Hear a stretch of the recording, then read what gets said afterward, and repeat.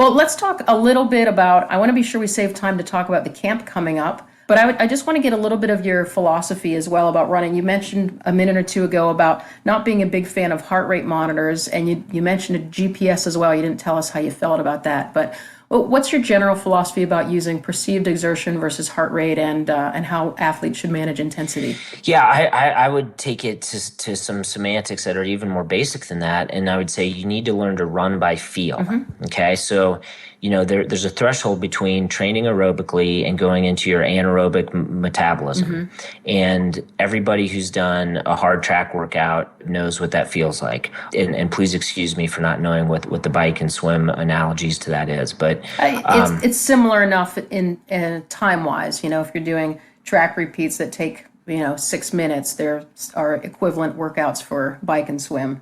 Right.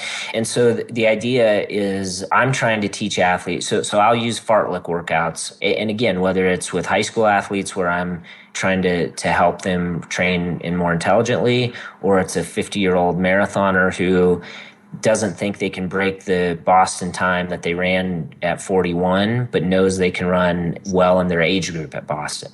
Okay. Mm-hmm. In both situations, we're going to spend the first month of training doing fartlek workouts for a lot of our workouts. And then even later on, I have a couple athletes now who ran Boston, and now we're getting ready for fall marathons. And we might have a 70-minute workout where we warm up and cool down about 10 minutes. We might have 20 minutes in the middle that is at a steady pace, and then maybe have some fartlek in the middle where it's 2 minutes at an on pace, so that might be 5K pace, and then 1 minute steady in between, and then 2 minutes on. So the bottom line is, and I just got done presenting at a high school clinic this past week where one of my slides was, it's okay if they crash and burn.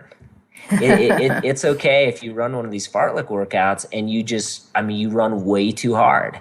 Yeah. Because the next time you do it, you're going to get closer to executing it the right way. And the third time you do it, you'll probably have it dialed in. Now, I always have athletes who are saying, well, what time should I run? What should my paces be? Or, it's a hilly course. What should my paces be then? I say just run by feel.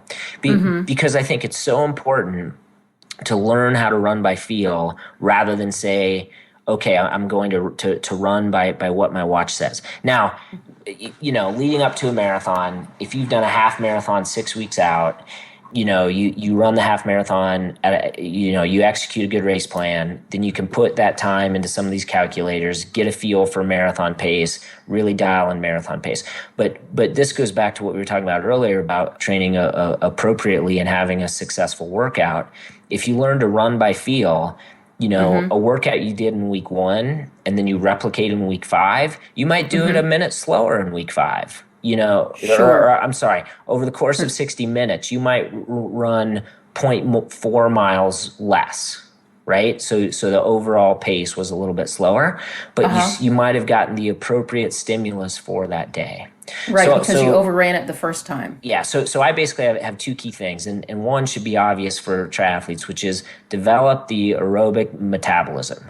So you always want to be becoming a better aerobic athlete, but that's not a problem for triathletes. I mean, that's what all the training is pointed towards. It's all aerobic, yeah. It's all aerobic. And so when you look at what do you specifically want to do run-wise, I think you want to run by feel.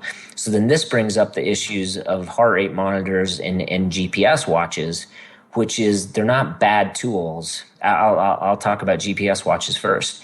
A GPS watch is a good tool on the hard days and the long runs.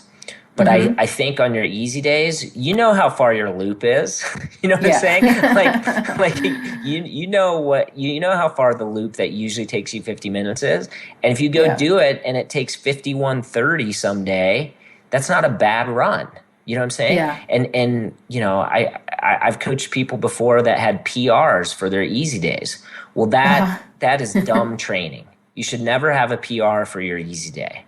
Maybe that's too harsh, but you shouldn't want to PR on your easy day, right? Right. Yeah. Yeah, it depends where the athlete is in their development. If it's a newer athlete, they're going to have a really steep, I'll call it a learning curve, but it's a fitness curve where maybe every time they go out, it is a PR, but it's just because they're making such rapid improvement. But the goal, as you said, should be to run by feel. So if it's an easy run, I'm going to make it feel easy, and the pace is what it is.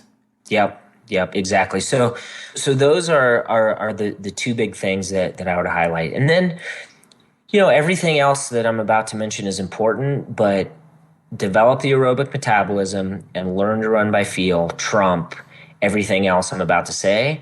And yet, Okay. whoever is listening to this will probably want to do these things. All right.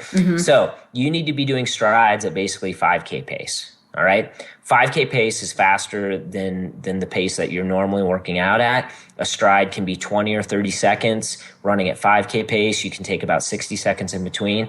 A lot of the assignments I have for runners on their easy days, and again, these are adults with careers, with families. Their easy day on a Monday might be a 50-minute run and then putting in 5 by 20 or 30 seconds at 5K pace with that 60-second in between. So it's just part of your 50-minute run. You're just speeding up to run 5K pace and you're slowing down to a nice easy jog, then speeding up again. The reason you want to do that is you want the neuromuscular system to be stimulated at a little higher level than if, and correct me if I'm wrong, but the Olympic distance has a 10K as the run portion. Okay. Yeah, it's after 24-mile bike. Yeah, so the idea is if you get off the bike at the Olympic distance and you want to run a 10K, you want your body to have run faster than that on easy days so that 10K pace doesn't feel fast. Sure. Does that make sense? It does. So that's one thing. I definitely believe in general strength and mobility. And so at the beginning of this podcast, we referred to this 8-week general strength progression I have. We can link to that and it's at Running Times. Or, if you just Googled 8-week general strength progression and then either my name or Running Times, that'll pop up. Okay. We'll try to put a link to that in the podcast page. Yeah. And so what we're trying to do there is, do some general strength, because if you think about it from a metabolic standpoint, all these elements of triathlon are basically catabolic, meaning tearing down, meaning you're using energy to perform the event, but you're tearing down muscle in that. And again, you're not like ripping it apart and losing a pound of muscle after right. a hard race. But on the cellular level, that's what's going on. So what we want, and you've all heard this term before, is an anabolic stimulus. So anabolic, you've heard it with steroids. We're not talking about cheating and using steroids, but what we are talking about is anabolic as the term that means building up.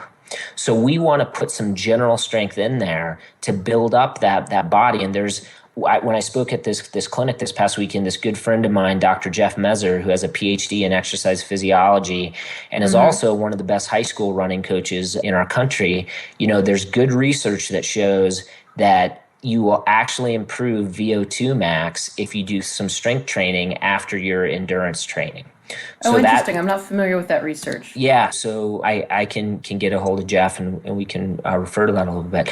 But what I want to do there is just highlight that coaches have been doing this for years and years and years. Coaches have been putting general strength, and these are coaches in my sport that are maybe more influenced by European coaches. But this idea that you do general strength after you're running is very sound. And then here's the deal. You just have to do it. I mean, you have to carve out the time and say, I can find 15 minutes of my life to do this work. Yeah. Okay. Then another thing I really highlight is active isolated flexibility. Some of you probably haven't seen this in the triathlon world as much. People in the running world have seen it. It's basically called rope stretching. Yeah, so you had a podcast about that. Yeah, so my friend Phil Wharton and his father Jim Wharton have brought active isolated flexibility into the running world. They've worked with, I think, 100 different Olympians in track and field. This rope stretching is just a great way to lengthen muscle and to put it in the most simple terms, it's going to reduce the chance of injury if you do this rope stretching. So to me, the general strength and the rope stretching are elemental, and strides are elemental. But again, what I'd be, if I was the running coach helping a triathlete, what I'm going to do after the hard running sessions is ask for another 15 or 20 minutes of their time, 5, 10, 15 minutes of general strength, and then somewhere between 5 and 10 minutes of active isolated flexibility. Again, to go back to the scientific research, you want to be taking in protein immediately after the run happens. So during this type of work, you can be taking your protein shake. Again, my friend Dr. Jeff Mezzer showed some very compelling research that shows that bringing in protein actually increases both VO2 max over the course of like 6 or 8 weeks. And really what that's doing, if you think about it, we're in the business when we're an endurance athlete of making more mitochondria. So when you bring in that protein, you're helping the body make more mitochondria.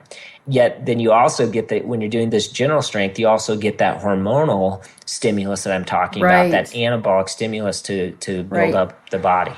And you need to follow it up with a good night's sleep.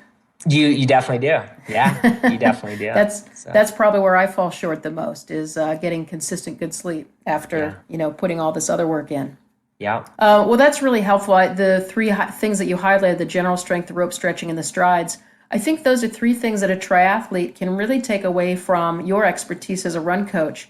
Some of the training may look similar, and some of the progressions and macrocycles and microcycles, they're going to have similarities, but when a triathlete is trying to fit in 2 additional sports, one of which the biking takes proportionally at least twice as much time as the running, depending on what distance you're training for, these 3 things that you mentioned don't take much time at all. And yet it sounds like they can really improve the running, if not general aerobic fitness, which is going to benefit everything. Yep.